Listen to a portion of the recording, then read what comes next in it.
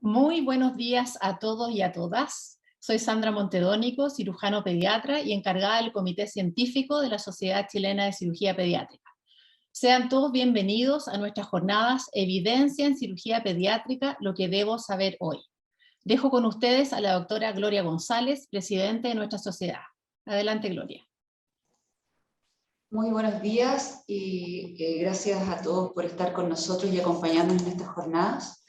Este año no tuvimos el congreso anual y lo cambiamos por estas jornadas junto con el comité que lidera la doctora Sandra Montedónico, y queremos invitarlo a estar con nosotros porque una de las misiones de nuestra sociedad es liderar el desarrollo de la especialidad, ser una sociedad médico-científica y agruparlos a todos en conjunto para poder seguir creciendo. Y en este sentido, la medicina basada en evidencia, que nos va a entregar los diferentes elementos que podemos tener hoy en día con lo que vamos a presentar, que son presentaciones de diferentes investigaciones actuales sobre patología que hoy en día estamos haciendo todos los días: apendicitis aguda, malformaciones vasculares, fimosis, y además tenemos nuestros conferencistas internacionales, que es el doctor Ibrahim, que nos va a hablar también de evidencia y designing en hospitales. La práctica de la medicina basada en evidencia integra la experiencia clínica de cada uno de ustedes con mejores datos objetivos, evidencia clínica disponible hoy en día para tomar una decisión terapéutica que teniendo en cuenta los valores y las preferencias de nuestros pacientes, pero teniendo todos los elementos científicos también. Por lo tanto, los invito a estar con nosotros en esta jornada. Se ha puesto un gran esfuerzo en ellas. Así que, nuevamente, invitarlos a todos a mantener con sus equipos y juntarse con nosotros a esta jornada. Así que les dejo de nuevo con Sandra Montedónico. Ella nos va a contar cómo van a ser estas jornadas de este año, nuestras primeras jornadas científicas. Buenos días. Muchas gracias, Coca. Bueno, con estas jornadas, como les decía la doctora González, hemos querido relevar la importancia de la evidencia en nuestra práctica del día a día, de tal manera que convocamos al comité científico, al colador literario y a las distintas ramas que participan en nuestra sociedad, que son las ramas de urología, de cirugía plástica y de cirugía neonatal, a trabajar de manera conjunta en estas jornadas en que hemos diseñado un programa donde abordaremos los temas del día a día en nuestra especialidad. En el día de hoy tendremos dos bloques temáticos, un bloque temático orientado a la apendicitis aguda y el segundo orientado a las malformaciones vasculares. Y cada bloque estará organizado de tal manera que presentaremos casos clínicos, les preguntaremos a ustedes vuestra opinión a través de encuestas, conversaremos con los panelistas y además presentaremos estudios científicos actualizados que nos muestran la evidencia al respecto del tema. Y todo esto con un toque de humor. Además, en esta jornada de hoy tendremos la oportunidad de escuchar al doctor Andrew Ibrahim, que nos dará una conferencia que vincula salud, cirugía, diseño y redes hospitalarias, y de qué manera esto influye en los resultados de la atención en salud. La idea es que estas jornadas sean muy participativas. Así que queremos escucharlos, queremos saber su opinión, queremos que participen, queremos que pregunten. De tal manera que ustedes pueden hacer todo esto por escrito en los dos iconos que tienen en la parte inferior de su pantalla. Tiene un icono de chat y uno de preguntas y respuestas. Así que por ahí, por favor, hagan sus comentarios, sus preguntas, participen, opinen, comenten, y los moderadores de las sesiones van a estar pendientes de lo que ustedes pongan ahí en el chat o en el icono de preguntas y respuestas para subir esto al panel. Sin más, entonces, los dejo con los moderadores del primer bloque, los doctores Alejandra Elton y Nano Campos. Adelante.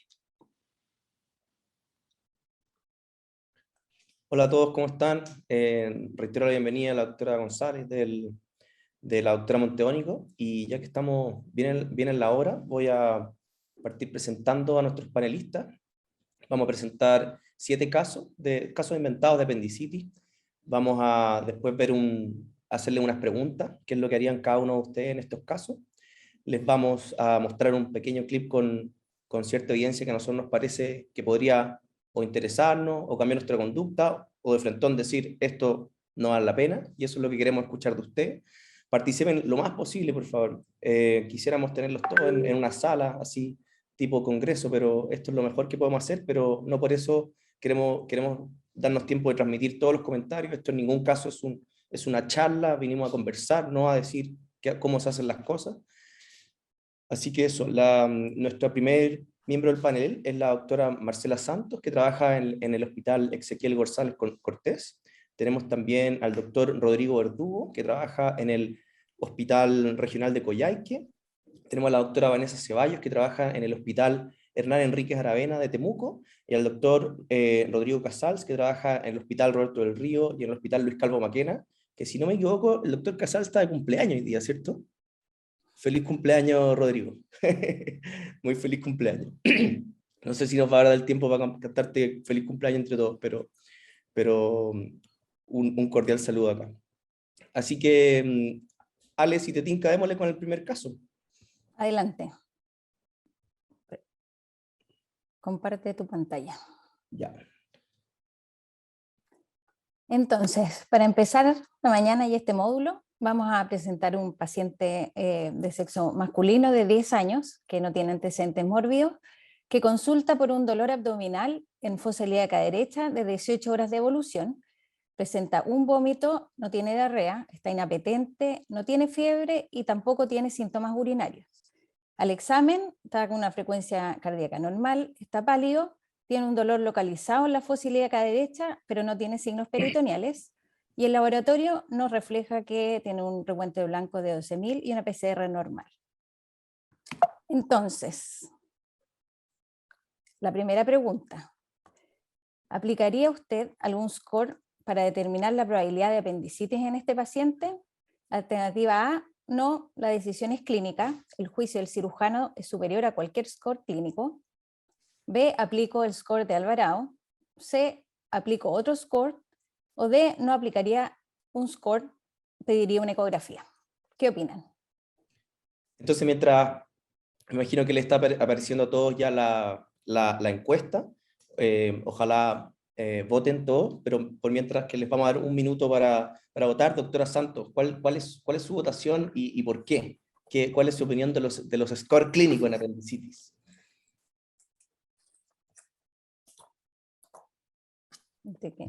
Ahí. Hola, buenos días a todos. A ver, en lo personal, siendo quizá una de las más antiguas en este panel, creo que es, por sobre todas las cosas, siempre el juicio y una buena anamnesis, un muy buen examen físico, muchas veces puede encontrar o puede buscar otras evidencias que a veces no necesariamente están establecidas en alguno de los scores.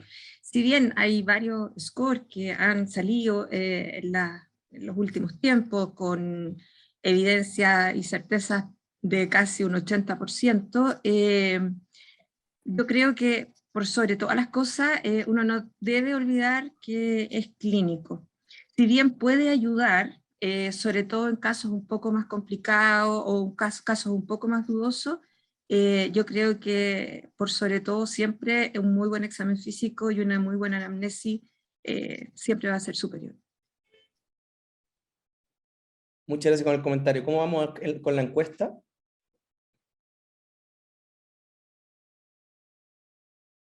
Aquí están los resultados. La votación que tiene más porcentaje es la decisión clínica. Bueno, claro, este es una audiencia principalmente quirúrgica y siempre hemos sabido, apoyo mucho lo que dice la doctora Santos, pero veamos si lo que vamos a presentar ahora cambia un poco la idea de esto. Este es un artículo interesante publicado en Lancet en abril 2020.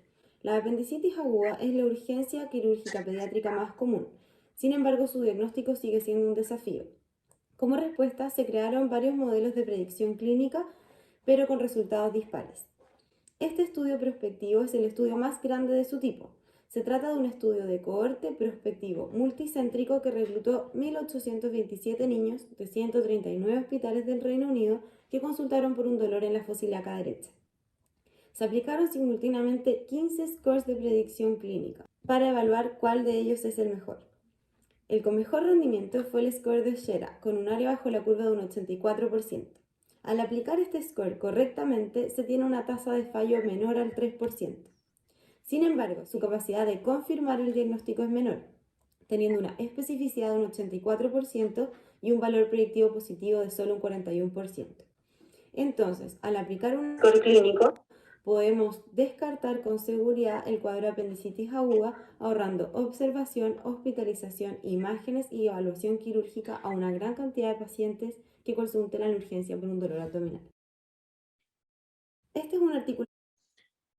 Excelente, entonces ahí les dejamos en la pantalla el score de Shera, que es el que después de este gran estudio es el que tiene mejor rendimiento. Es bastante similar al score de Alvarado, que al menos yo lo he visto usar en algunos hospitales en Chile, y ahora si los panelistas quieren comentar libremente, si es que ustedes, cuál es su experiencia con los scores, si es que aplicarían esta evidencia en su práctica diaria o no, y les pido a todos, por favor, los asistentes, que empiecen a rellenar de preguntas el chat para que podamos hacer de esto lo más interactivo posible. Dale, Vanessa. Hola, buenos días a todos. En realidad, cuando uno se remite a la literatura para el uso de SCORE, se da cuenta que la mayoría está enfocado hacia hospitales o centros donde la primera evaluación no la hace un cirujano. A diferencia de este primer estudio multicéntrico con un gran N que reclutó varios pacientes de Reino Unido, estos niños ya estaban referidos a una unidad quirúrgica. Y ellos igual son claros que estas unidades quirúrgicas eran mixtas, varias eran mixtas en los que se basaron. Por lo tanto, los SCORE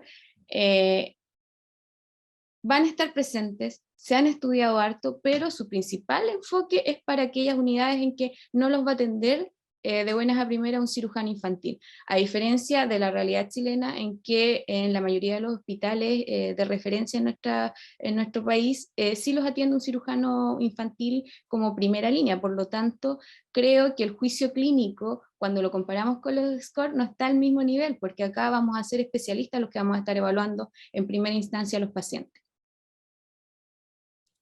Verdugo. Hola, buenos días. Gracias por la invitación nuevamente a la sociedad. Un gusto poder estar acá.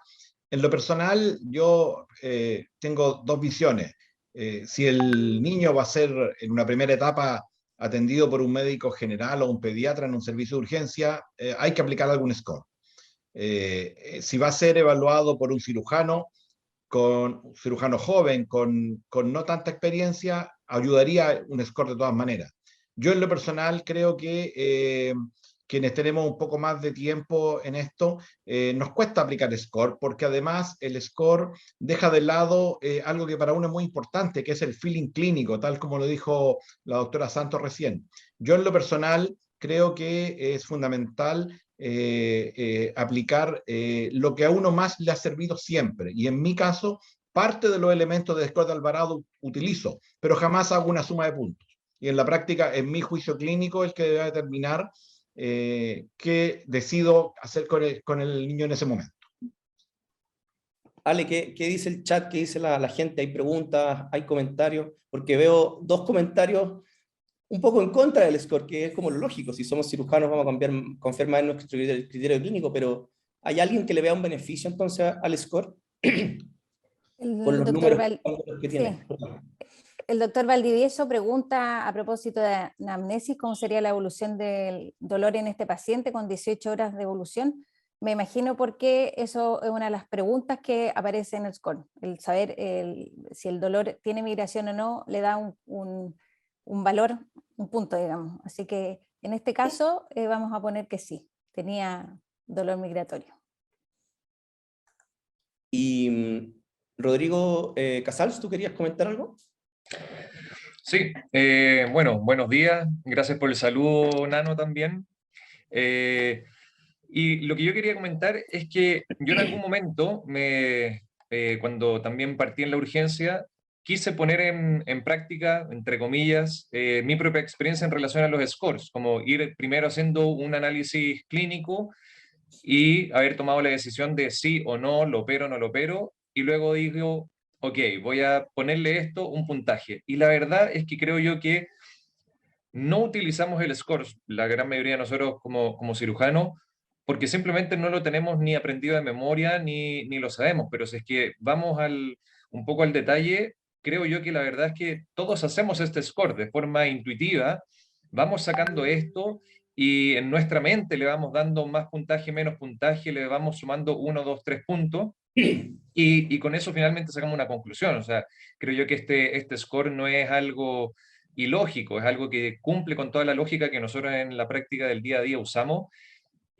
pero verbalmente decimos que no usamos scores porque no lo puntuamos, porque no le asignamos un puntaje finalmente al ingreso del paciente. Pero sin lugar a duda creo yo que todos en nuestra práctica hacemos esto. Y finalmente, en mi ejercicio inicial, me sirvió para ir un poco como afinando mi propio ojo, estando solo en la urgencia. Pero insisto, creo yo que la gran mayoría de los scores sí los usamos de forma intuitiva, y creo yo que sí tendría utilidad en nuestro medio del sistema público, más que en las urgencias grandes o en las urgencias de referencia, donde la gran mayoría de nosotros trabajamos, podría tener un poco de utilidad a nivel de atención primaria, a nivel de un SAPU, en donde creo yo que todos nos hemos visto encontrados con algunas derivaciones como peritonitis apendicular por un cuadro de 2 horas de evolución y que solamente presentó un vómito. Y la interconsulta es peritonitis. Y uno dice, pero ¿cómo este personaje que está ahí, este doctor, este colega que está en el SAPU, en verdad lo deriva por 1 hora de evolución y que tuvo 5 vómitos como una derivación de peritonitis? Lo puede haber derivado como síndrome emético o alguna otra cosa, pero creo yo que quizás ahí se podría afinar la utilización de este tipo de scores en personas que no están habituadas a este diagnóstico del día a día. Marcela, te vi con la mano levantada, pero aprovecho también de hacerte una pregunta. ¿Te sentirías cómoda con que el paciente que, por ejemplo, el colega que te deriva, te llamara por teléfono y dijera, sabes que te voy a derivar porque tiene un score de Chera o de Alvarado de tanto? ¿O rebatirías tú, no, sabes que tiene un score bajo, mejor sabemos que la posibilidad de tener apendicitis es 3%, no lo derives? ¿O no? Yo considero que lo tomaría absolutamente en cuenta. En realidad, si lo aplica a un médico que no es especialista y obviamente le da un puntaje altamente subjetivo, o sea, de todas maneras, creo que sería de mucha utilidad. Estoy absolutamente de acuerdo con Rodrigo que en el fondo uno probablemente, o sea, yo jamás, en los y tantos años que llevo haciendo urgencia, he aplicado así con puntaje, un score, tal cual. Pero en el fondo uno, de una u otra manera, cuando hace el diagnóstico de una apendicitis aguda, básicamente en lo que se basa es en todos los puntos que están detallados en este score. A mí lo que me preocupa en el fondo de este score, claro, si bien es solo para apendicitis aguda, de repente, sobre todo en algunos centros donde no cuentas a veces con imágenes o con otros elementos que te puedan afinar el diagnóstico, se te pueden quedar afuera cuadros que si bien pueden ser muy similares a apendicitis aguda, igual de una u otra manera tienes que resolverlos quirúrgicamente, sin ser una apendicitis. En este caso, claro, es un hombre, pero por ejemplo una niñita que llega con un cuadro de dolor intenso, que va a tener signos de irritación peritoneal, que va a tener vómito, y que si tú le aplicas este score, y como no tiene fiebre, y como no tiene leucocitosis, y como no tiene no sé qué, la vas a dejar fuera y puede ser que se trate finalmente, por ejemplo, de una torsión tubovárica, o puede estar con un hemoperitoneo importante por un cuerpo lúteo hemorrágico, etc. Entonces, por eso a mí me dan un poquito de susto todos estos scores. Por eso yo siempre creo que la clínica va a ser lo que te va a mandar. Eso. Ale, ¿alguna pregunta importante, comentario del chat, o pasamos con el siguiente caso? Porque tenemos 7. Sí, sigamos con el próximo. Excelente.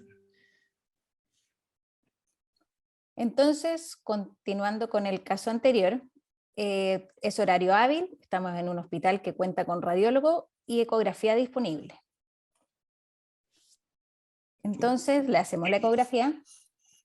Estas son las imágenes, ven adenopatías, algo de engrosamiento peritoneal, y el informe que nos llega con estas imágenes dice múltiples adenopatías mesentéricas, no se visualiza el apéndice, los hallazgos ecográficos no son concluyentes y correlacionar con la clínica. Entonces, la pregunta es la siguiente. Con estos resultados, A, hospitalizo al paciente para observar, B, solicito un escáner, C, cito para reevaluar en 12 horas, o D, indico la cirugía. Damos un minuto entonces para que todos voten. Por favor, voten todos, pongan sus comentarios, sus preguntas, y esta vez le vamos a preguntar a Rodrigo Casals, ¿cuál es tu opción? Y defiéndela, tienes un minuto. Ya, mi opción, considerando que tenía 18 horas de evolución, el paciente clínicamente se veía bien y al parecer no me convenció de entrada, por algo le pedí la ecografía. Lo que haría yo en mi práctica del día a día, lo hospitalizaría y lo observaría unas horitas más. Creo que no pasaría al escáner de forma directa. Menos lo citaría para reevaluar en 12 horas más. Creo que ya esas 12 horas puede complicarse si es que puede no volver, puede desconfiar en el sistema, puede ir a consultar en otro lado y que se vuelva a iniciar todo de nuevo, desde cero. Y creo yo que en el fondo, claramente no estoy examinando al paciente, pero si no me había convencido inicialmente, indicar mi cirugía ahora, solo porque la ecografía no me arrojó ningún resultado, creo que no se condice con mi planteamiento inicial. Así que yo lo hospitalizaría, lo hidrataría, quizás le dejaría algo de analgesia o antiemético si es que estuviera con uno u otro de esos síntomas, y lo reevaluaría en por decir algo, 2, 3 horas más, y ver si es que ha aparecido algún signo de irritación peritoneal, alguna mayor resistencia muscular que quizás en su primer momento no lo tenía. Ale, ¿tenemos suficientes votos? ¿Quieres comentarlo? ¿Cómo le fue al doctor Casals? ¿La mayoría lo apoya o la mayoría no lo apoya? Está un poco repartido entre la posibilidad de hospitalizarlo para observar y citar para reevaluar. Están más o menos 40% cada uno. Menos opciones, afortunadamente, solicitaron escáner o indicaron de entrada a la cirugía. Aquí una observación respecto a la conducta que defendía el doctor. Siempre hay que tener en mente el citar. A veces sucede que no hay camas y uno tiene que verse obligado, los pacientes, digamos, considerar esa opción, en el fondo. ¿Veamos el video? Veamos en el fondo si hay algo de la evidencia que nos pueda ayudar en esto. Ups. Este es un artículo interesante publicado en febrero de 2021 en Pediatric Radiology. Los pacientes con una sospecha razonable de apendicitis aguda son generalmente evaluados mediante ultrasonografía, un examen accesible y que no emite radiación, a diferencia de la tomografía computada, pero al ser operador dependiente suele presentar resultados equívocos que pueden llevar a cirugías en blanco o al aumento de la solicitud de estas tomografías computadas. Este estudio cuasi experimental comparó 2 periodos en un centro terciario pediátrico, antes y después de la implementación de sesiones de educación de todos sus radiólogos y de la creación de una plantilla estandarizada para el reporte de apendicitis aguda pediátrica. En el periodo preimplementación, 750 pacientes menores de 18 años con sospecha de apendicitis tuvieron una tasa de informe equívoco del 23% y un uso de tomografía computada del 19%. En el periodo post-implementación, 1.075 pacientes redujeron su tasa de informe equívoco al 9% y la frecuencia de uso de tomografía también al 9%. La tasa de laparoscopía en blanco se mantuvo idéntica en ambos periodos. Estos hallazgos confirman que una plantilla de informe ecográfico estandarizada mejora los resultados clínicos de los pacientes con sospecha de apendicitis aguda. Me están hablando algunas personas que no se escuchó bien el video, no sé si lo pueden poner en el chat si las personas lo escucharon o no. No se escucha aún. Ya. Y hay otras personas que sí se escucharon. Excelente. Sí. Entonces, partamos con los comentarios. Partamos esta vez con Rodrigo Verdugo. Bueno, como todas las cosas, nada es 100% de una forma. Yo tengo mi opinión bastante clara en el sentido de que es muy frecuente que la ecografía no nos diga si tiene apendicitis o no tiene apendicitis. Por ende, tendríamos que hospitalizar muchos pacientes, según lo que nos comenta Rodrigo Casals, que podría ser una opción. Yo en lo personal creo que hay que hospitalizar el paciente que me quedé con la sensación de que no voy a poder controlarlo en las horas siguientes. Es el paciente que viene de rural, que en los que estamos en provincia lo vemos muy frecuentemente, ese paciente que a lo mejor no está en las condiciones familiares para asegurarnos un control. Y por otro lado, el control va a depender de cuántas horas realmente tenga de evolución, porque en este niño que ya tiene 18 horas, esperar 12 horas más tal vez es mucho, pero perfectamente lo podemos reevaluar en 6 horas más, ya sea hospitalizado o ambulatorio. Yo en lo personal trabajo mucho con el control ambulatorio y resulta muy bien. Y me ha resultado, digamos, tanto acá en el sur como cuando he estado trabajando en Santiago también. Por lo tanto, creo que ese es el camino, lo que nos deje más tranquilos. No es una norma general, tenéis que hospitalizar o tenéis que obligadamente mandar a la casa. No, justamente no estamos tratando en ningún caso de decir que es lo correcto, sino que generar un poco de controversia. Yo también quería decir que quizás, y lo digo solo quizás, en el ambiente público y en el ambiente privado, las conductas a veces son un poco distintas. Y yo creo que a veces en la parte privada, ni siquiera los cirujanos, a veces los pediatras se inclinan un poco más por pedir escáner. ¿Algún comentario, Vanessa, sobre el artículo, más que sobre la conducta clínica, sobre el beneficio de reducir correlacionar con clínica que tanto a mí por lo menos me deja con tantas dudas? Bueno, analizando el artículo, ellos lo que plantean es primero hacer una sesión de educación a todos los radiólogos y luego tienen una plantilla estandarizada donde ven algunos elementos patológicos que pueden no solo ver el apéndice, porque la capacidad de ver el apéndice va aumentando en la medida que van teniendo un N más alto, sino que algunas condiciones indirectas que pueden sugerir apendicitis. Por lo tanto, basados en estos criterios, ellos sugieren que cuando no hay ningún elemento patológico, aún sin ver el apéndice, la posibilidad de una apendicitis es muy baja. Por lo tanto, sumando eso a nuestra experiencia local, en este momento hospitalizar pacientes no es tan sencillo. En nuestro hospital necesitan PCR de coronavirus tanto el niño como el papá y van a una especie de elemento transitorio a la espera de ese resultado. Por lo tanto, significa reordenar salas, reordenar pacientes. Por lo tanto, una opción es esta especie de observación que se da en la urgencia, que en nuestra urgencia es posible dejar un par de horas ahí al paciente sin la necesidad y lo que involucra hospitalizarlo. Y otra cosa que hemos acostumbrado nosotros es la posibilidad de volver a tomar una ecografía, idealmente por otro radiólogo, y así complementar los dos exámenes. Ale, ¿hay algún comentario importante en el chat o en las preguntas?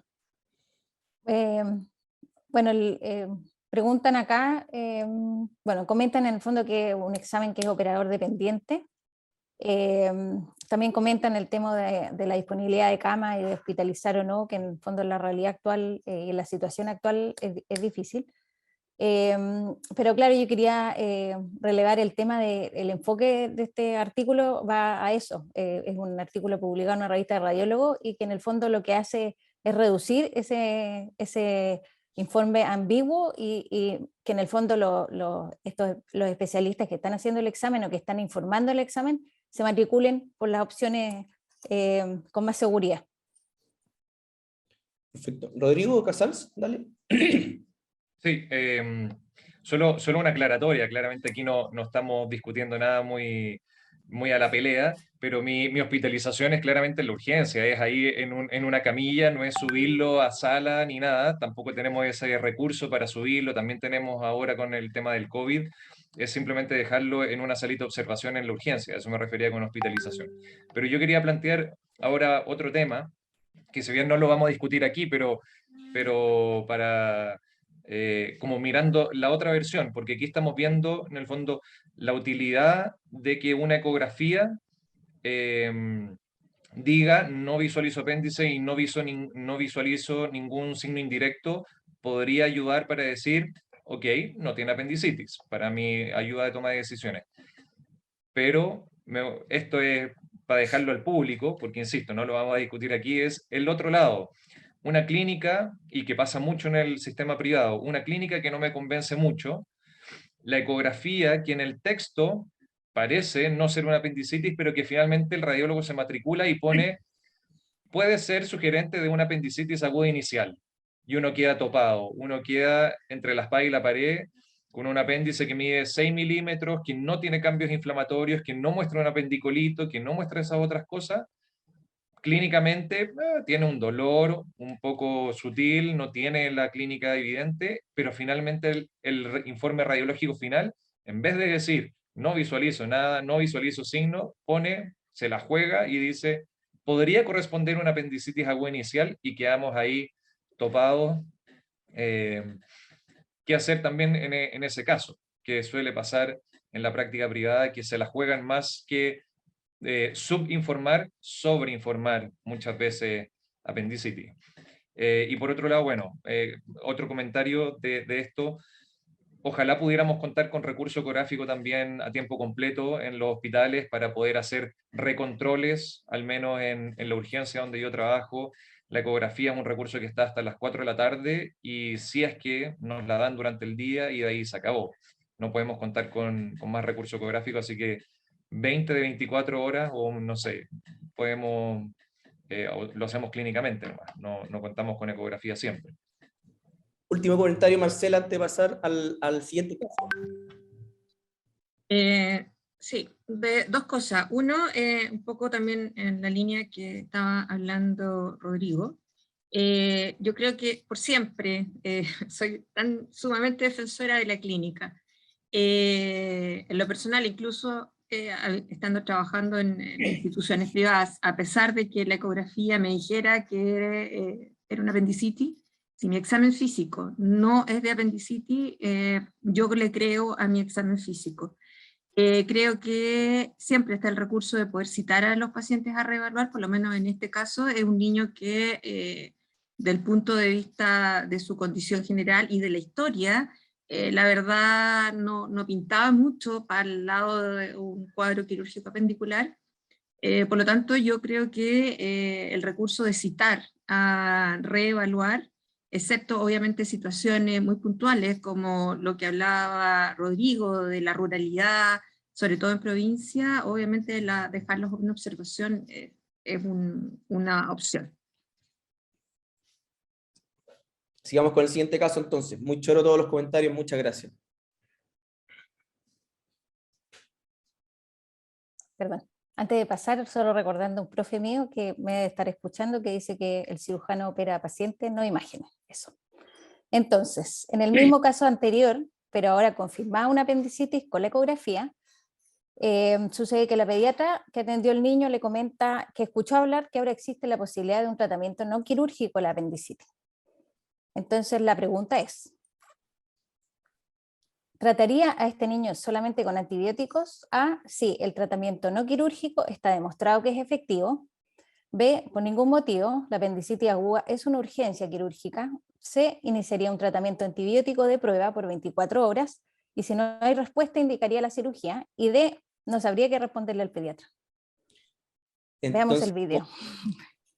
Veamos la votación primero. Votemos por un minuto. Tienes Y toda la digámosle, razón. Vanessa, ¿puedes comentar cuál es tu alternativa? Obviamente tú ya sabes, conoces el artículo que viene, pero bueno, comenta cuál es tu alternativa y defiéndela.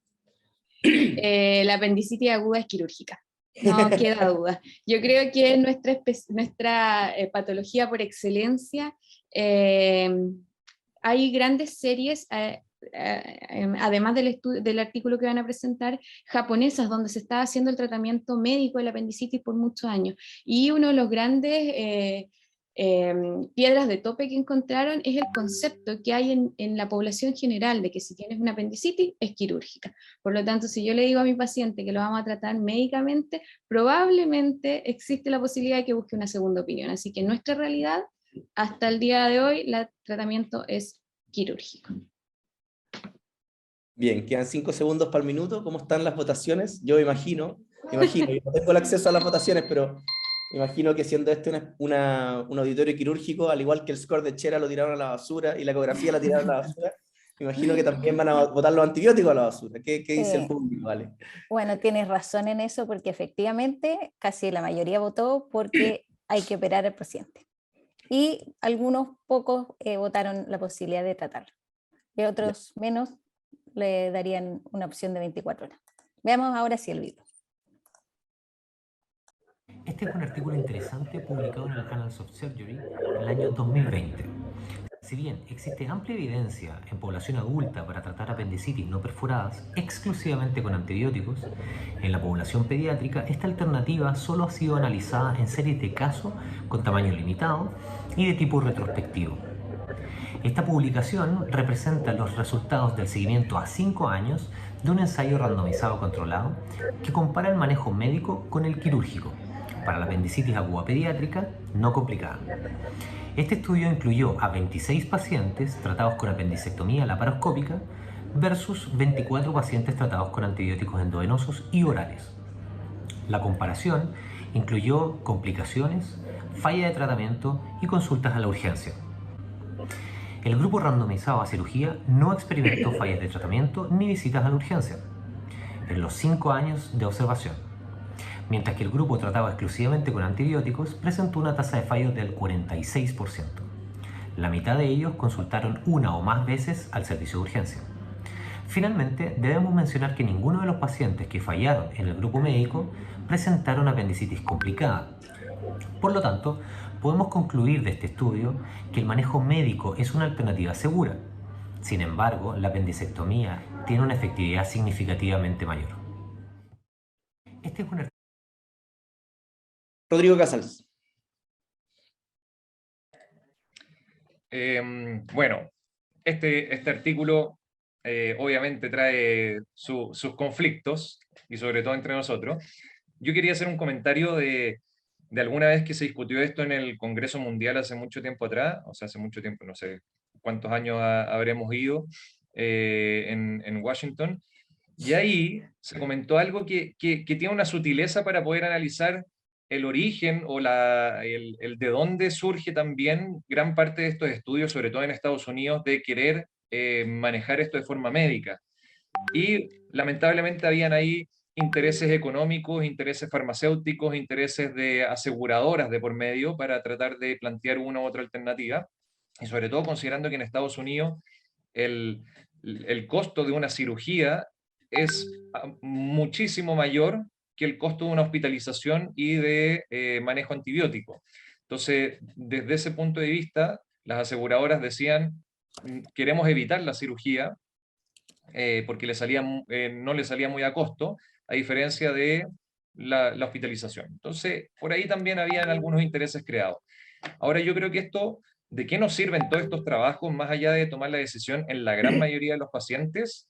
Creo yo que sirve para tener en consideración para aquellos pacientes particulares en los cuales podríamos pensar en esta opción, sobre todo en nuestro medio, en donde mantener camas ocupadas por una semana para recibir antibiótico endovenoso, cuando lo podríamos haber operado y se hubiera ido a la mañana siguiente, en nuestro sistema de salud no aplicaría tomar esto como conducta generalizada, pero sí creo yo que es útil para situaciones muy excepcionales en donde, por ejemplo, no voy a tener disponibilidad de resolución quirúrgica, sea en el centro en donde esté, por las siguientes 24 horas, el paciente está con alguna otra complicación severa, alguna complicación oncológica, por ejemplo, o alguna otra situación sistémica en la cual yo pueda de forma razonable y con certeza ofrecerle una terapia antibiótica.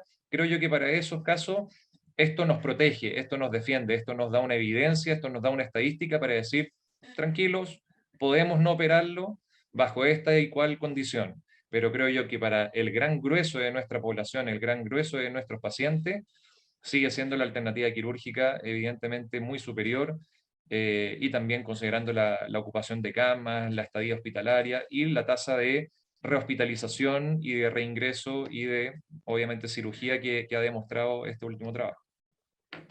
Algunos de los panelistas, no en estas situaciones más extremas de la Antártica o paciente oncológico, etcétera, ¿alguno lo haría como forma primaria? A mí, en lo personal, sí me ha tocado hacerlo, he decidido hacerlo en algunos casos. Hace unos años también, así como comenta Rodrigo, que se habló en el Congreso Mundial, hace unos 4 años también en una sesión de la sociedad hablamos sobre este a través de un punto contrapunto. A mí me tocó en esa oportunidad defender la alternativa del tratamiento médico.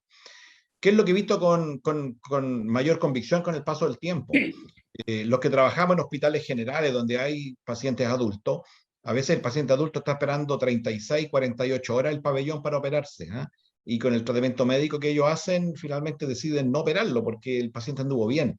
Y eso cuando lo hemos tratado de llevar a pediatría, efectivamente uno dice, y vale la pena porque es muy raro que uno disponga de un pabellón más allá de 12 horas para operar a un niño. Siempre nos tienden a priorizar sobre los adultos, ¿eh? Yo pienso que si se da la ocasión de tener un niño con una ecografía, o sea, con una imagen que demuestre que estamos frente a una apendicitis claramente no complicada, es planteable el tratamiento médico, puntualmente conversado con los padres y muy aceptado con ellos. El tratamiento es efectivo, pero requiere tal vez una hospitalización de 2 o 3 días al menos, antes de plantear un alta.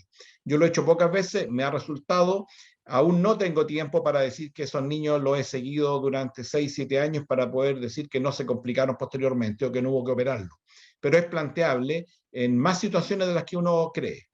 Sin embargo, mi planteamiento inicial frente a un niño con apendicitis es operarlo. Pero sí, en algunos casos considero un tratamiento no quirúrgico. Ale, comentarios del chat, preguntas. Sí, bueno, básicamente comentan que en la situación actual, por ejemplo, han habido pacientes con COVID positivo sintomático que los han tratado con tratamiento antibiótico y con buena respuesta. También comentan que el tratamiento va a depender del seguimiento. O sea, hay pacientes que evidentemente el domicilio no les permite acceder rápidamente a un servicio de urgencia, por lo tanto uno no debería considerar el tratamiento médico en esos casos. Eso. Marcela, Vanessa, ¿algún otro comentario? Sí, a propósito de este artículo, en las conclusiones ellos son bien enfáticos en decir que el tratamiento médico puede ser efectivo, puede ser una alternativa, pero por ahora ellos lo recomiendan solo dentro de ensayos clínicos o de estudios en los que el paciente lleve un seguimiento. Porque este artículo, la gracia que tiene es que cuando publicaron la primera vez en el 2015, ellos habían hecho un seguimiento a 30 días en ese momento y efectivamente había tenido muy buenos resultados, los pacientes se habían ido para la casa, no habían habido complicaciones. Entonces, como lo que hacen con este nuevo artículo, que el seguimiento es de 5 años y ven que 40% de los pacientes, 46% de los pacientes finalmente fueron operados, ellos como que ahí se retractan un poco de la seguridad y efectividad del tratamiento y hacen esta sugerencia, solo dentro de ensayos clínicos, solo cuando vaya a ser seguido, ya sea vía telefónica, ya sea con las consultas en urgencia, porque la tasa de fracaso es alta en esta serie, en este ensayo. Sí, solo para ser un poco abogado del diablo, porque en general estoy de acuerdo con todo lo que has dicho. Hay que fijarse en la parte de abajo de lo que te están poniendo ahora en el PowerPoint, que finalmente pocos de los pacientes que terminaron operados efectivamente tenían apendicitis. Y hay que entender que también a veces es la preocupación de los padres, la preocupación del clínico, lo que termina haciendo por cualquier dolor, que cosa que esto es un estudio en una población real. Pero no todos los pacientes tenían apendicitis. Marcela. Bueno, un poco en base a la pregunta que habías hecho, yo creo que no todo es blanco y negro, hay situaciones muy puntuales, así tan extremas como que lo que dijiste, si estaban en la Antártica, yo creo que evidentemente si está con una apendicitis inicial, uno podría plantearse esta situación. No así, yo creo, en la práctica, por lo menos de los que estamos en hospitales donde tenemos acceso relativamente, por lo menos dentro de las primeras 24 horas, a un pabellón. En lo personal a mí me daría susto plantearle a un paciente, lo voy a tratar con antibiótico, si bien, obvio, no nos olvidemos que sí hay un grupo de pacientes que se ha demostrado ya, pero claramente, que el manejo antibiótico es probablemente el camino que hay que seguir, que son los pacientes con plastrones apendiculares organizados. Ese grupo de pacientes, claramente el tratamiento médico antibiótico es por lejos muy superior y obviamente con menos riesgo de generar alguna complicación que el animarse de buenas a primeras a tratar de ir a hacer una apendicectomía en ese tipo de pacientes. Ale, ¿tenemos tiempo para Casals o seguimos con el siguiente? Sigamos con el próximo, por favor. ¡Oh, Rodrigo! Oh, después se desquita al final. Después vamos a dar tiempo para el desquite. Sorry.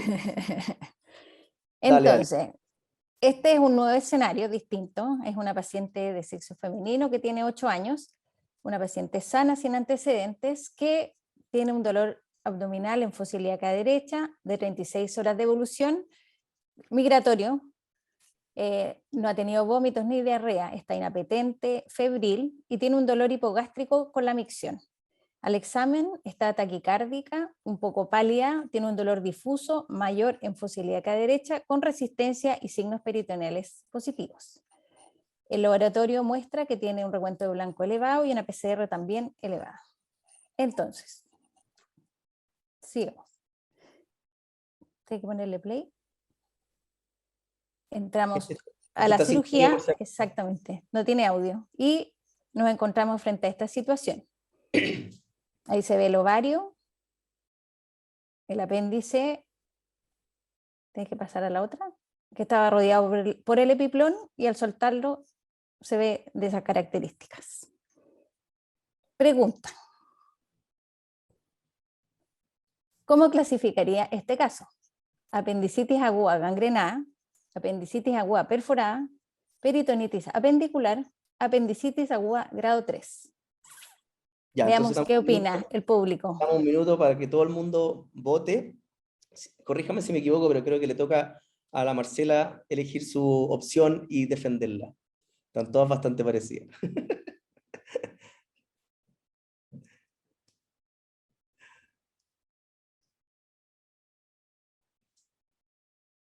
O cuéntanos cómo lo haces tú. Un detalle, no hay respuestas correctas en ninguna de las preguntas, por si acaso.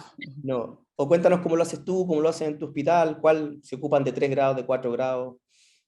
Ya, bueno, en mi hospital nosotros clasificamos la apendicitis en grado 1, que vendría siendo la flegmonosa, grado 2, que vendría siendo la necrótica, y grado 3, que vendría siendo la perforada, la cual puede ser localizada, si es que en el fondo está parcialmente aplastronado, con una colección muy localizada en algún, generalmente en el cuadrante inferior, y la peritonitis o la grado 3 difusa, que en el fondo cuando tienes pus libre en los 4 cuadrantes. Esa es la clasificación que nosotros utilizamos en nuestro hospital. Por las imágenes, lo que logré más o menos ver, para mí vendría siendo una apendicitis a grado 2, o en el fondo vendría siendo la alternativa A, que se mostró en este video. Apendicitis aguda gangrenosa. ¿Qué dice la votación, Ale? Perdón. Grado 2. Ya. ¿Qué dice la votación, Ale? La votación muestra que la mayoría votó por apendicitis aguda gangrenada, 65%, perforada 16%, peritonitis apendicular 11% y grado 3 7%. Quería que pusieras de nuevo el video anterior para mostrar un detallito que a lo mejor... Mostrar el hoyo en el apéndice. Ese, el hoyo en el apéndice. Quería mostrar el hoyo en el apéndice, exactamente. A ver. Ahí. Sí. Y lo otro, que en el fondo, en el anterior había una gran adherencia al ovario con fibrina y líquido. Bueno, veamos el video.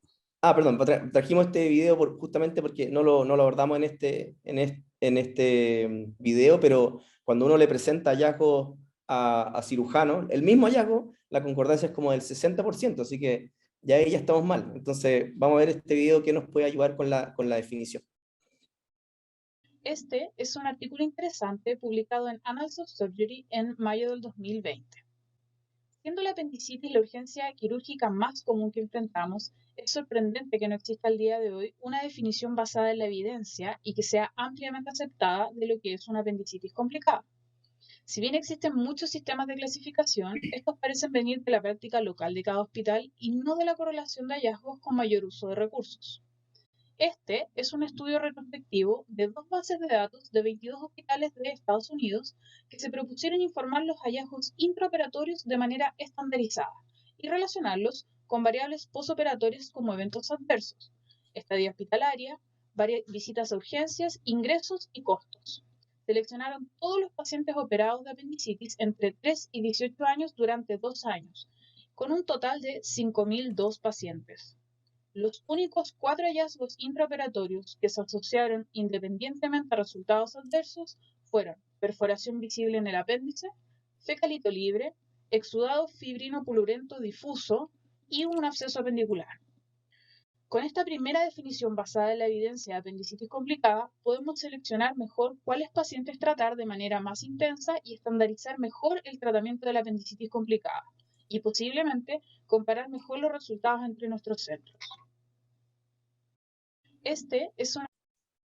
Cualquiera, libremente. ¿Alguien quiere comentar? No sé si en el chat o en las preguntas pueden ir poniendo hospital tanto, la clasificamos de tal manera, para que veamos todas las maneras distintas que clasificamos las apendicitis. Libremente algunos de los panelistas si quieren comentar. Mira, en lo personal... Perdón. Danos pase. Dale, vamos las mujeres primero, Rodrigo, perdona. Dale, Vanessa. No era yo, pero bueno, igual. Está bien, gracias por la referencia. Bueno, en nuestro hospital hacemos una clasificación bien exhaustiva y a diferencia de la doctora Santos, nosotros agregamos otro concepto entre medio que es la apendicitis gangrenada perforada, pero que no alcanza a ser peritonitis. Entonces, como que quedamos ahí entre los 3 días, si evoluciona con temperaturas altas, probablemente reciba un curso de 5 días. Entonces, a raíz de esta como disparidad entre todas las clasificaciones es que estamos proponiendo hacer un protocolo y basarnos un poquito en lo que hay en la literatura. O sea, la literatura habla de apendicitis complicada y no complicada. ¿Y qué define la complicación? Al igual que este artículo, los 4 hallazgos intraoperatorios.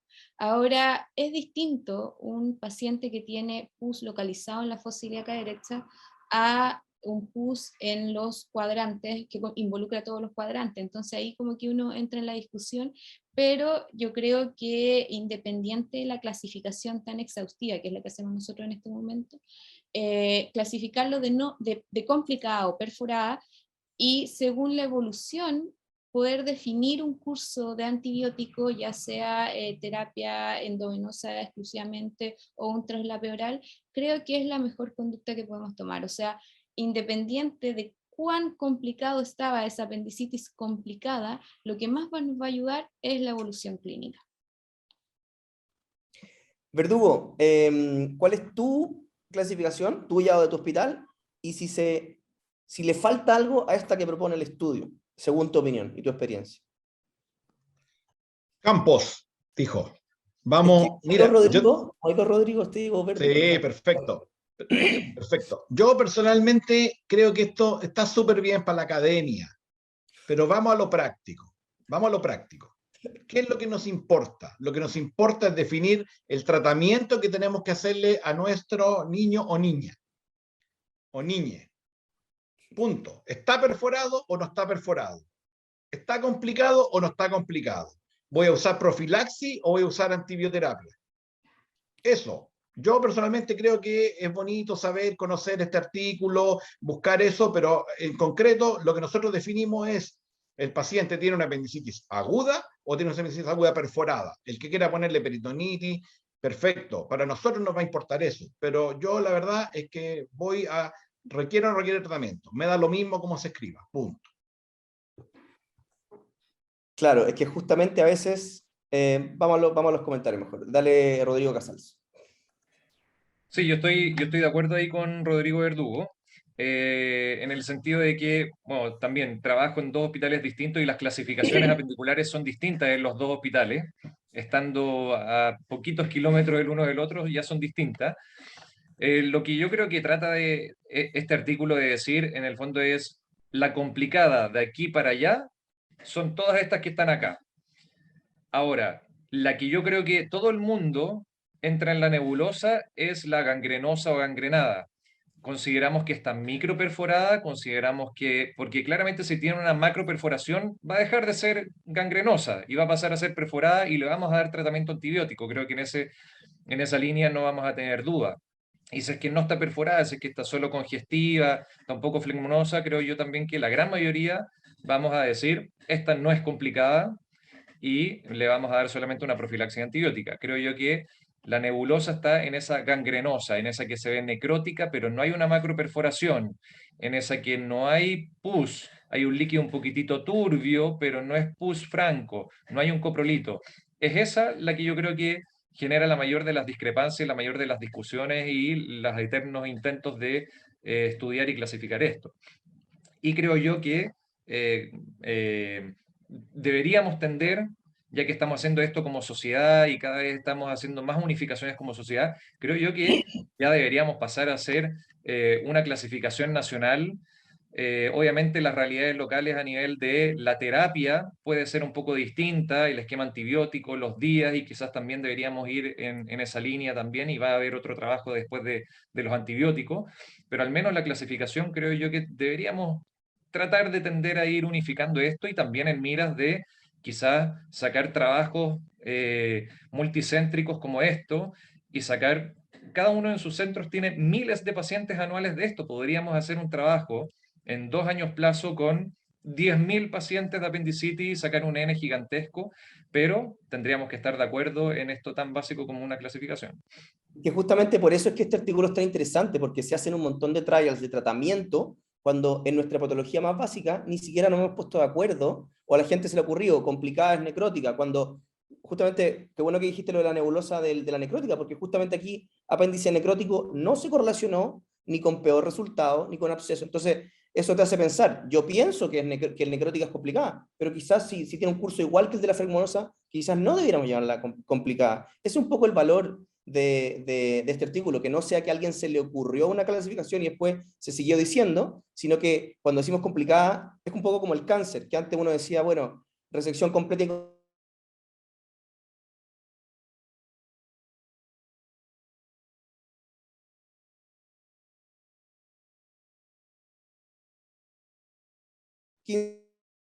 es de lo que creemos que es complicada, en lo que verdaderamente es complicada. Perdón, me fui por los tarros, Marcela.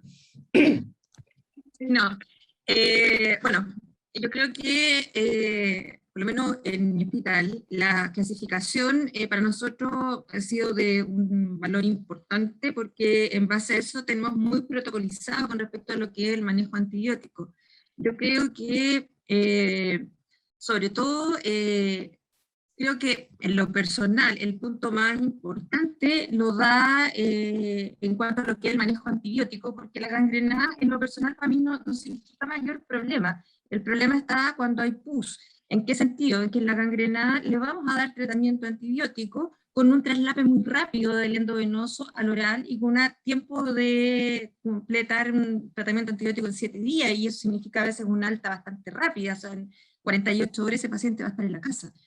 Pero el paciente que está con una perforación y con presencia de pus, por lo menos en nuestra realidad, y por eso es que para nosotros es tan importante hablar de peritonitis localizada o difusa, es porque ese paciente, el tiempo de tratamiento antibiótico endovenoso que va a recibir es distinto, y también tenemos mucho más ojo con respecto a las posibilidades de complicaciones que pudiera tener ese paciente. Por lo menos mi opinión es que para mí es mucho más, hay que ser más exhaustivo, sobre todo en la parte del tiempo de terapia antibiótica endovenoso, básicamente en lo que es la perforada, que hay pus localizada, y la peridifusa. Bien, Ale, ¿hay comentarios del público o quieres que avancemos con el siguiente caso? No, solo decir que en general hay una, digamos, variabilidad importante respecto a cómo se clasifican las apendicitis. Así que es una tarea, también comentan por ahí, de unificar los criterios y hacer una clasificación para ponernos de acuerdo en trabajo y en tratamiento. Sigamos para que veamos cómo tratamos a este paciente. Perdón, ahí. Anterior. Entonces, un cirujano con varios años de experiencia y está de ayudante a un residente segundo año. En este caso, apendicitis aguda complicada, y nos encontramos con la situación siguiente. La otra, eso. Entonces vemos aquí está el útero, la trompita y gran cantidad de pus, por si no ven bien la foto. Y la pregunta es la siguiente. Así es. Frente a este escenario, entonces, lo que le recomienda al residente es que sus profesores le enseñaron que se lava completamente la cavidad hasta aspirar líquido claro. No, que irrigar es peligroso porque puede aumentar el riesgo de contaminación, por lo tanto solamente hay que aspirar. Le recomienda que lavar con medio litro de suero y aspirar ya es suficiente. Y lo otro, se pregunta a sí mismo, ¿qué dice la evidencia?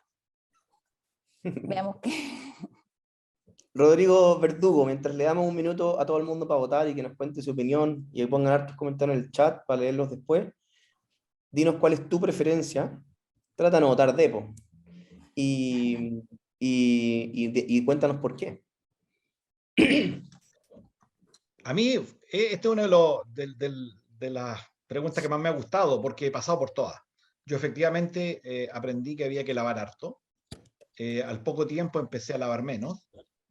Después dejé de lavar. Y actualmente creo que voy a volver a revisar con calma el tema, porque me da la impresión de que efectivamente podría ser útil para mi proceso de limpieza de coágulos de sangrado eventualmente que tenga en la zona, lavar un poco. Pero creo que efectivamente este es un área que sí hemos cambiado mucho lo que es nuestro manejo. Y creo que es más fácil que en el caso anterior, acá poder ponernos de acuerdo y avanzar hacia que efectivamente lo de lavar mucho, definitivamente no, nos alarga un procedimiento innecesariamente, y que el lado de la aspiración anda bastante bien, tal vez lavando un poquito, pero el lado de la aspiración es el principal. Tenemos el resultado ya acá, lo voy a leer. El 50%. ¿Cuál votaste? Verdu, ¿cuál votaste? Dijiste todas las alternativas. Yo estoy actualmente estoy ocupando la B. B, ya listo, perdónale, te interrumpí. Ya, de acuerdo. La mayoría aprendió que hay que lavar, mucho. 20%, o sea, el 50% en realidad, no la mayoría. El 51%, ya es mayoría. B, no irrigar, solo aspirar el 20%. Y el 23% se pregunta. Está bien, hay que preguntarse. Veamos qué dice el video. Este es un artículo interesante publicado en el Annals of Surgery en el año 2012. Al operar una peritonitis apendicular, es muy común encontrar enseñanzas que pueden ser bien diversas y controversiales respecto de la irrigación de la cavidad abdominal. Hay algunos que postulan que irrigar copiosamente la cavidad abdominal es lo mejor, mientras que otros creen que hacer esta práctica pudiese diseminar más la enfermedad. Los autores de este trabajo diseñaron un ensayo clínico randomizado Aleatorizaron a 220 pacientes menores de 18 años con apendicitis perforada a aspiración del contenido purulento versus una irrigación con suero fisiológico de al menos 500 ml. La tasa de abscesos posoperatorios, estadía hospitalaria, tiempo operatorio y los costos asociados fueron equivalentes en ambos grupos. Con esta información ya sabes que puedes darle el mejor cuidado a tus pacientes, ya sea que seas un irrigador o un aspirador. Marcela, partamos con tu opción. ¿Qué es lo que estás haciendo tú actualmente? ¿Y qué te parece si esta evidencia te hace sentido, te motiva al cambio, te motiva a la contemplación, a qué? A ver, yo te puse ahí en el chat interno nuestro, yo creo que me faltó una opción. Yo lo hago hasta que me salga clarito, ¿ya? Y lo otro, que si estás en una peritonitis difusa, también yo les enseño a los becados que hay que buscar los bolsillos de pus y recorrer el intestino y aspirar y lavar cada uno de esos bolsillos, justamente para evitar de que puedan haber complicaciones posteriores.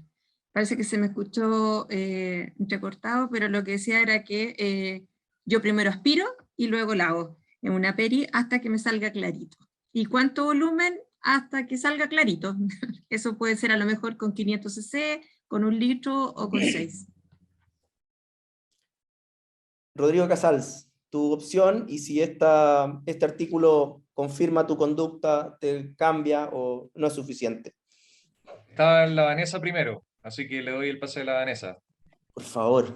Está bien, está bien. Yo voy a responder que mi conducta en este momento depende de quién es mi ayudante. Si es uno de mis profesores, lavo, hasta que me dicen ya, está limpio.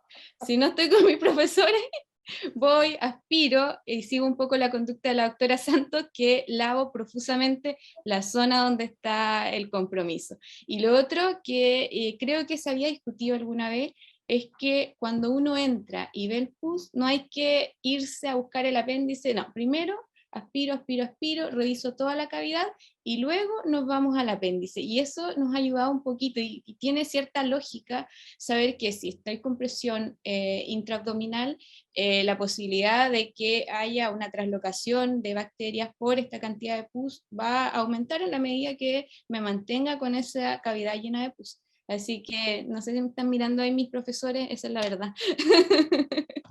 Bueno, creo que ahora ya, si ya dijiste la verdad, creo que ahora por lo menos puedes ser tú misma frente a tus profesores y hacer lo que quieras. Ya les dijiste la verdad. Rodrigo Casals. Bueno, yo estoy de acuerdo con lo que dice Vanessa. De hecho, cada vez que operamos en los turnos, también le manifiesto a los becados como mi opción, que es apenas uno entra, aspirar lo que vea y no posicionar al paciente, no movilizar, porque ahí puedo yo mismo estar movilizando y después perder esos bolsillos que ya están prearmados y empezar a armar otros nuevos como espacios de líquido. Entonces, apenas entro, antes de cambiar la posición, antes de hacer cualquier cosa, revisión de toda la cavidad, aspiración en el espacio suprahepático, subdiafragmático, aspiración de la pelvis, aspiración de la fosa ilíaca o de lo que sea, y de ahí empiezo a trabajar en lo que es el apéndice y finalmente, sí, efectivamente, cuando hay una peritonitis y tengo este líquido peritoneal, sí, efectivamente, hago irrigaciones, pero localizadas también. O sea, vuelvo a ir al espacio suprahepático. Considero que me queda un poquitito de espacio, tiro un chorrito de agua, veo, sale, aspiro, listo, me fui. Vuelvo a la pelvis. Me parece que está relativamente limpia, tiro un chorrito de agua, sí, aspiro y me voy. Ya no hago la irrigación copiosa que sí efectivamente también aprendí de litros, en algún momento también se me enseñó y aprendí unos litros por metro cuadrado de la cavidad abdominal del paciente, diversas cosas, pero esa irrigación de 3 litros, la verdad es que cada vez la hago menos, prácticamente no la hago, y como digo, hago la aspiración inicial por los cuadrantes en donde visualizo, trabajo sobre el apéndice y finalmente, porque también pueden haber escurrimientos de sangre, algunos coágulos, lavo esas cosas puntuales y de ahí me retiro. Ahora yo hago una contrapregunta también, que no es lo que está evidenciado en este trabajo, es cuando no está perforado, ¿hay alguien que irrigue? Y lo otro que que me llevo de este trabajo es que no muestra beneficio irrigar, pero tampoco muestra que sea detrimental, o no sé si está bien usada la palabra. Entonces, ¿cambiamos nuestra conducta solamente porque ya no trae beneficios, o si es que no trae consecuencias, la seguimos usando? Y eso se puede aplicar para un montón de conductas, no solamente para esto. Excelente pregunta, y se la vamos a pasar esa pregunta a Verdugo. Tú ya nos contaste tu opción, pero ahora imagínate que le estás enseñando a alguien. No, desconozco si ahora tienes becados o etcétera, pero imagínate que le estás enseñando a alguien y ¿qué mensaje le transmites después de escuchar esto y esta evidencia? ¿Le dices, da lo mismo? ¿O le vas a seguir enseñando irriga mucho? ¿O le vas a enseñar la manera correcta es aspirar y aspirar solamente? ¿Qué le vas a decir a tus becados teóricos o reales? Lo que pasa es que no tenemos una opción que sea predominante sobre la otra. Ambas pueden ser utilizadas. Por lo tanto, lo mismo que dijo Rodrigo Casal recién, yo aspiro, y si es necesario para mejorar mi aspiración de pus, porque lo que está claro y estamos todos de acuerdo es que no debemos dejar pus en la cavidad en lo posible. Nuestro objetivo es evacuar el pus. Por lo tanto, aspiro y eso enseño, y si es necesario lavar puntualmente los espacios supra o infrahepáticos o la pelvis, ahí podría irrigar un poco. Pero yo en general soy de aspirar. Y por supuesto que si no tengo una evidencia de apendicitis complicada, no aspiro. Ni siquiera aspiro porque no estoy viendo el líquido por ningún lado. No aspiro nada y mucho menos irrigo. Ale, ¿qué dice el público? Aquí dice, la última. ¿Una sola publicación será suficiente para modificar las conductas? Buena pregunta. Muy buena pregunta. Aquí, sí. Pero en general, básicamente que depende de la situación, que aspirar primero y después irrigar, en el fondo, estando más de acuerdo con la doctora Santos. Yo creo que depende. En este caso, depende. Veamos el próximo. ¿Cómo seguimos con este paciente que está operado? Este es muy interesante, dale nomás. Entonces, continuando con el mismo caso, la pregunta, en este paciente recién operado de su apendicitis aguda complicada, ¿qué esquema antibiótico le dejaría? Gentamicina, metronidazol, ampicilina, genta, metronidazol, ceftriaxona, metronidazol o piperacilina, tazobactam. ¿Qué dice el público? ¿O qué dicen los ¿cómo se llama? Infectólogos? ¿Qué le dejan hacer los infectólogos a ustedes? Claro, más bien. Ya, damos un minuto para que pongan su respuesta. Pongan en el chat, si hay alguna alternativa que no está aquí, pongan en el chat, pongan hospital tanto o mi conducta personal, y para que veamos la diversidad de respuestas que hay. ¿Y a quién le toca defender su opción? Ya me perdí. Rodrigo Casals, vaya, cuéntanos cuál es tu opción de estas tres. Quizás, no sé si quieres contar lo que hacen en tu hospital, porque muchas veces hay protocolo, pero también cuéntanos qué es lo que, si dependiera solo de ti, qué es lo que harías. Ya, en uno de los hospitales se utiliza aminoglicosio y metronidazol. Aminoglicosio lo dejo como aminoglicosio porque en verdad es amicacina, no es gentamicina, pero hablando del mismo grupo farmacológico. Y en otro hospital, en este caso, una apendicitis aguda complicada con este grado de líquido purulento en la cavidad, se le hubiera dejado el triasociado de ampicilina, aminoglicosio y metronidazol. ¿Qué hago yo? No le hubiera dejado la ampicilina, le hubiera dejado solamente aminoglicosio y metronidazol. Esa hubiera sido mi conducta independiente del lugar donde hubiera estado. ¿Tenemos bueno, la votación? Dale. Veamos la votación, sí. Sí, la 38% le deja la opción A, 30% triasociado, 30% ceftriaxona, metronidazol y solamente el 2% la última opción. Claro. Ceftriaxona, al menos en los hospitales, no es una realidad directa que se utilice, y menos infectológicamente. Ojo, ojo. Vamos, corre video. Sí, los infectólogos Este es un artículo no interesante dejan. publicado en Annals of Surgery en septiembre del 2021. Hay muy pocos estudios que permitan orientar el tipo y duración de antibióticos posoperatorios en apendicitis perforada, Muchas veces esto responde más a conductas locales que a decisiones basadas en la evidencia. Históricamente se ha reducido el espectro de 3 drogas a 2 drogas y estudios retrospectivos recientes sugieren que reducir incluso más el espectro tendría beneficios. Este ensayo randomizado controlado comparó antibióticos biasociados ceftriaxona y metronidazol contra monoterapia con piperacilina tazobactam para el manejo de apendicitis complicada. Todo el resto del tratamiento fue estandarizado y se reclutaron a 162 pacientes. Los pacientes randomizados a piperacilina con tazobactam tuvieron 3 veces menos abscesos posoperatorios, la mitad de uso de TAC en el posoperatorio y casi 3 veces menos visitas a la urgencia. En pacientes con apendicitis perforada, piperacilina con tazobactam es superior a ceftriaxona metronidazol, sin aumentar la duración de los antibióticos ni los efectos adversos de estos. Te veo con ganas de hablar, Rodrigo Casals. Sí, tengo ganas de hablar porque me pasa que al menos en los hospitales pediátricos, me imagino que quizás en los hospitales mixtos pueda ser un poco distinto, pero el uso de la ceftriaxona, y que en gran parte de todos los trabajos que hemos visto, la ceftriaxona es el antibiótico que prácticamente usan. O sea, en ninguno de los trabajos que hemos analizado previamente, los esquemas antibióticos utilizados son de aminoglicosio y metronidazol, siempre son de ceftriaxona para arriba, a piptazo.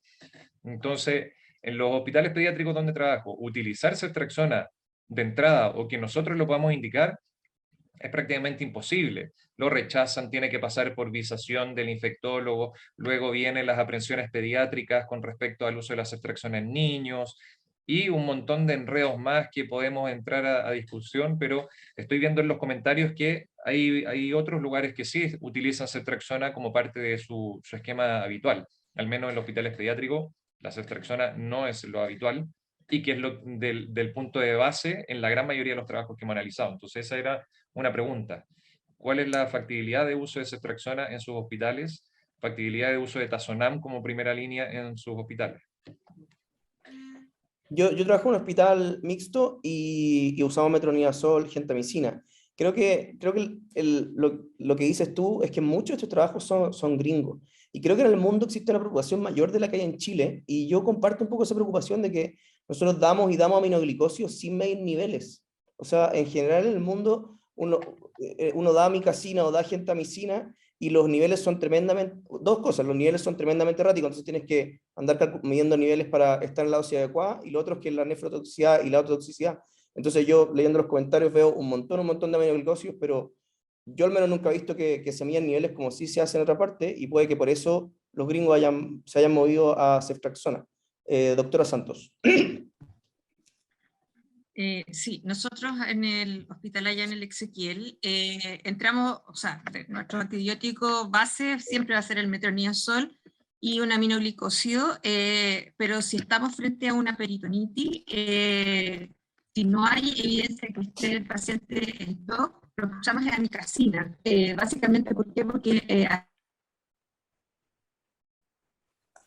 No estoy escuchando a la doctora Santos, creo que se desconectó. Vanessa, ¿queréis contarnos tu opción mientras recuperamos a la doctora Santos?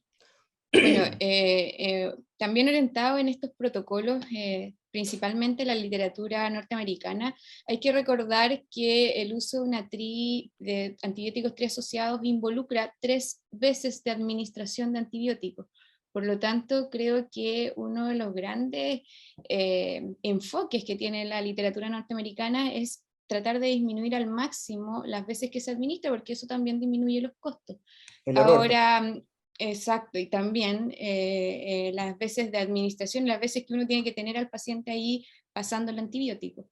Por lo tanto, creo que uno tiene que ser muy crítico al mirar estos protocolos norteamericanos, porque Pipetazonam en realidad para nosotros aquí es la tercera línea. Nosotros nuestra primera línea, como lo comenté ahí, metronidazol, un aminoglicósido más ampicilina.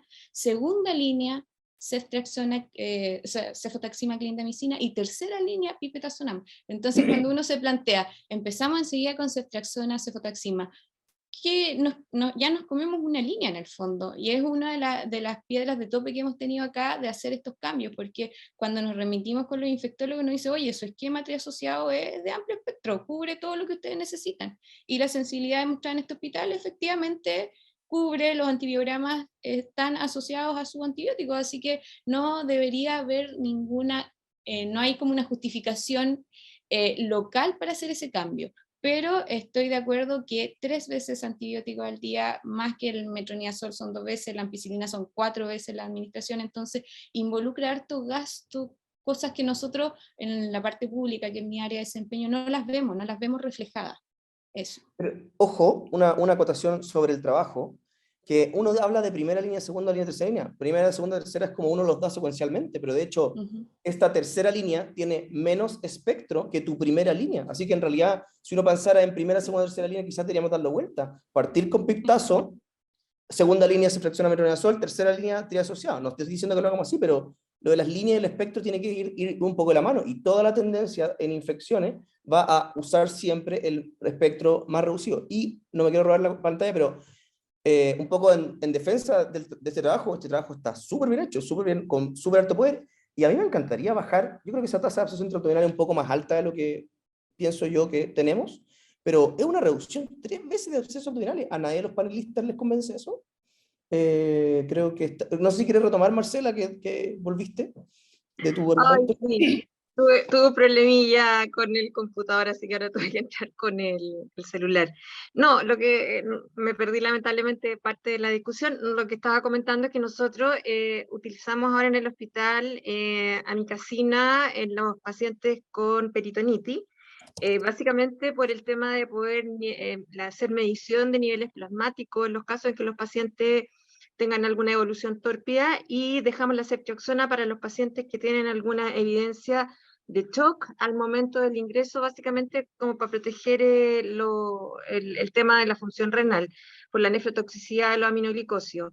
El pipetazo, lamentablemente, no es un antibiótico que esté así como a libre disposición y albedrío de nosotros, obviamente porque un antibiótico que le indica infectología, por su costo, lo otro es por el tema también de la resistencia eventualmente que pudiera generarse al empezar con antibióticos de tan alto espectro, y el otro punto es que para nosotros es muy importante la toma de cultivo del líquido peritoneal, porque nos hemos encontrado con muchas sorpresas, con pacientes incluso de la comunidad, pacientes absolutamente que vienen de su casa con gérmenes absolutamente poco habituales, con alta resistencia a los antibióticos habituales.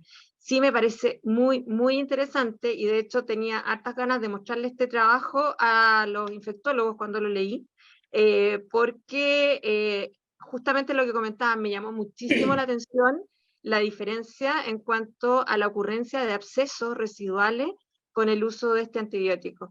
Vamos a ver si los convencemos, pero sí me pareció muy interesante. Rodrigo Verdugo, último comentario, bien cortito porque nos queda un caso y de hecho nos quedan 3 minutos. Yo quiero, primero, me gustó el trabajo, pero no me gusta ese 23% de absceso usando ceftriaxona. Yo creo que está sobrevalorado totalmente. Segundo, yo llevo 20 años desde que aprendí en la beca a usar aminoglicósido y metronidazol, y creo que es excelente la respuesta, y puntualmente en algunos pacientes por los motivos de función general habría que tal vez plantear una alternativa. Recordar que el tratamiento con aminoglicósido, o mejor dicho, con ceftriaxona, es alrededor del doble del costo de un aminoglicósido, y el tratamiento con pipetazo es 10 veces más caro que el tratamiento con un aminoglicósido y metronidazol. Por lo tanto, no veo evidencia en este minuto para cambiar los buenos resultados que hemos tenido por muchos años. Y no mejora, el pipetazo no recorta ni estadía, ni tampoco otras cosas. Excelente. Ale, ¿quieres leer comentarios del público o preguntas? No.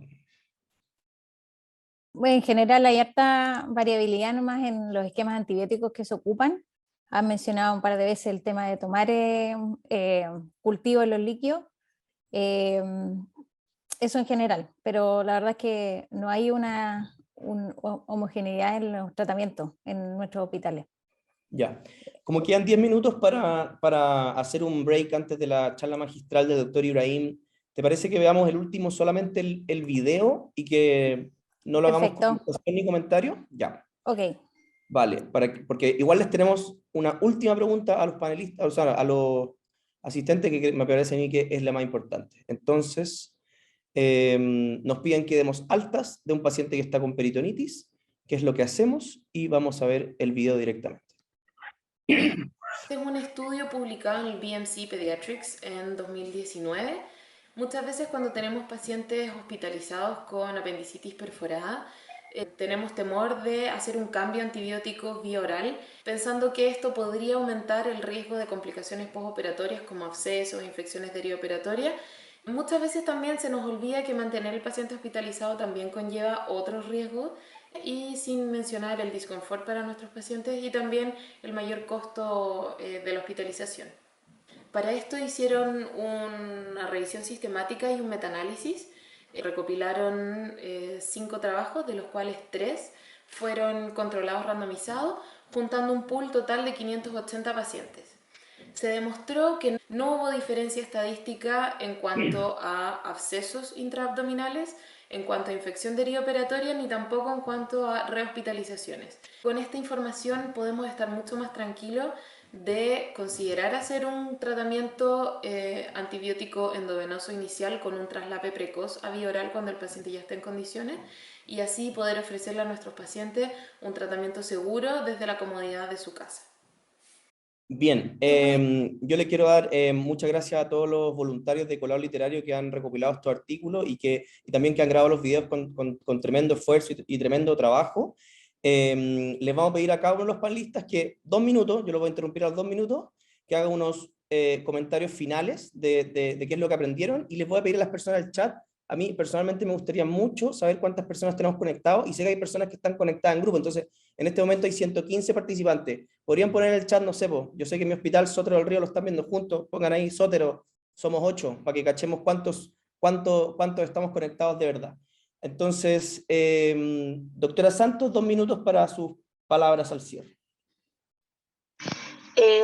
A ver, nada más que un comentario con respecto a este último trabajo, este último video. Yo creo que ya está súper demostrado el hecho de que el traslape a terapia oral es algo que sirve, que es efectivo y que evidentemente ha acortado los tiempos de hospitalización.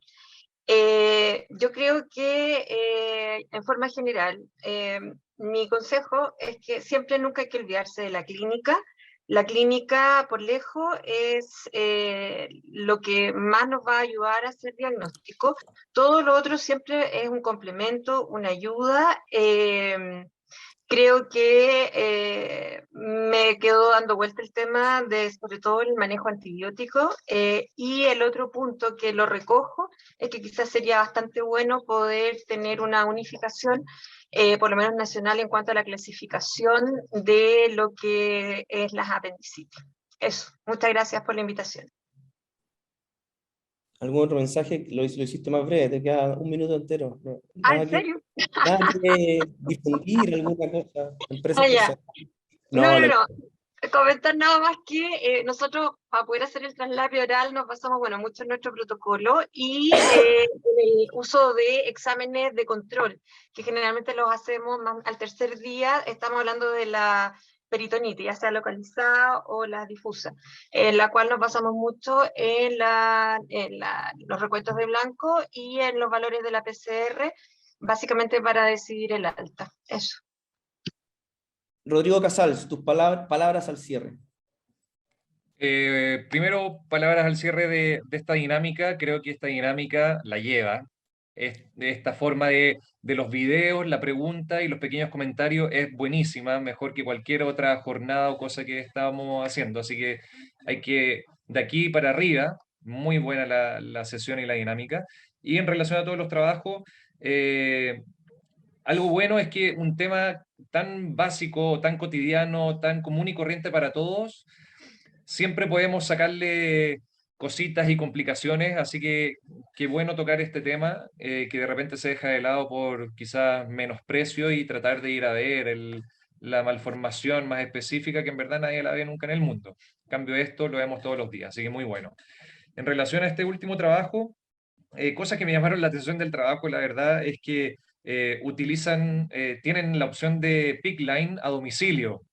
Ahí los que lean este trabajo van a tener esa cuestión. Yo no sé si es que es real en algún medio, en algún centro, tener pacientes en PICC line a domicilio y que vuelvan a dar antibioterapia de forma ambulatoria, endovenosa.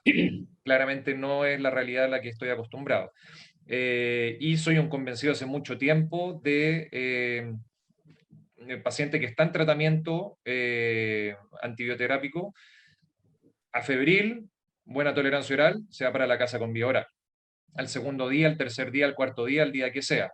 Los esquemas de 3 días de endovenoso, de 5 días endovenoso, de 7 días endovenoso, no me han terminado de convencer, los he buscado, he revisado, y la verdad es que soy más convencido de o profilaxis antibiótica, y listo, se terminó en las no perforadas o no complicadas, y si es que está complicada y requiere terapia antibiótica, está febril, en buenas condiciones generales, con buena tolerancia oral, se traslapa y se termina la antibioterapia en casa. 5 segundos. 5 segundos. Eso, listo, ya. Saludos a todos. Feliz día. Vanessa, palabras al cierre. Bueno, primero agradecer la instancia de hacer esto de revisión de la evidencia que hay disponible, porque creo que en este momento, sumándome un poquito a las palabras de Rodrigo, la evidencia nos respalda con algunas conductas. Por ejemplo, el traslape precoz al uso de antibióticos orales, yo creo que es lo que hay que ir poco a poco poniéndolo en práctica. Y también sumarme a las palabras que dijo al principio, somos hartos hospitales, tenemos hartos pacientes, o sea, la literatura habla que hasta el 7-10% de los niños puede tener una apendicitis. Nosotros en nuestra realidad atendemos alrededor de 700 niños al año, o sea, tenemos el pool suficiente como para tener buena evidencia.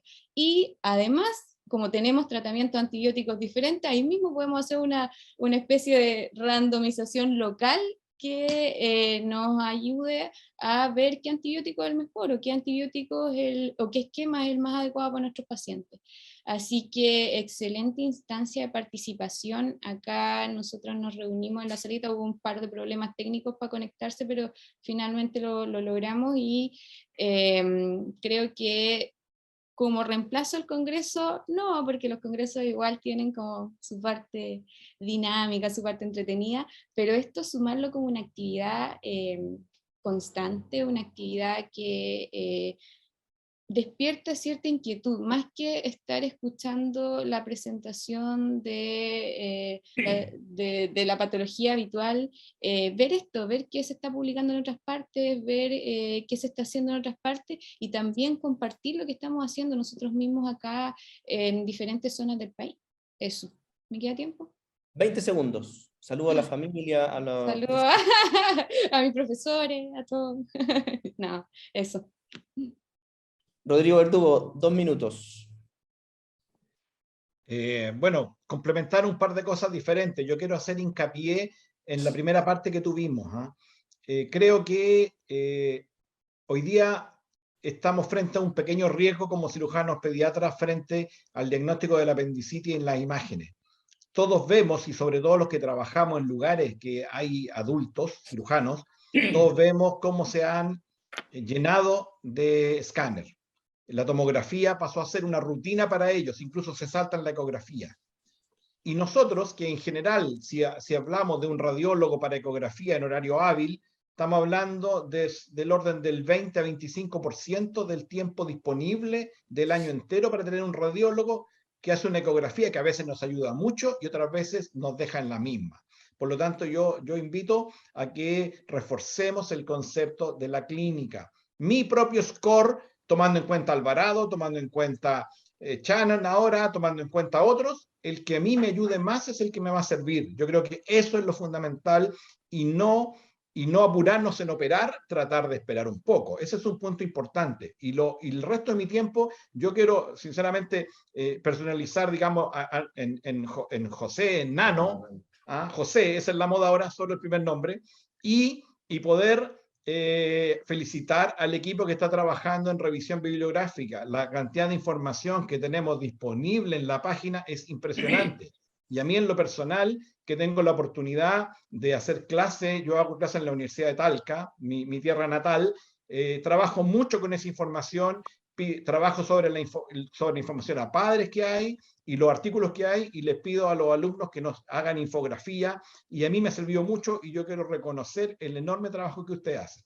Eso básicamente. Gracias, Verdugo. Son 23 voluntarios, me encantaría mencionarlo a todos, pero están en la página ahí bien indicados quiénes son y todos saben lo mucho que trabajan. Como actividad final, ya veo que está el doctor Andrew Ibrahim conectado. Tenemos una última encuesta, nos queda 1 minuto, así que por favor marquen su opción. Esta no la vamos a comentar, simplemente saber si es que les sirvió esto. Y Ale, no sé si tú quieres ir leyendo todo el chat. Después de esto, bueno, les vamos a dejar esta encuesta, y en 4 minutos más, a las 10:45, Dr. Andrew Ibrahim va a hacer una charla interesantísima en la que mezcla cirugía, arquitectura, diseño, equidad en salud, ¿ya? Así que les pido por favor, vayan al baño, vayan a comer algo, porque también el agotador está en pantalla, pero no se la pierdan. Welcome, Dr. Andrew Ibrahim. Thank you for being with us. Good morning. Thank you for having me. Así que a las 10:45 en punto, regresamos.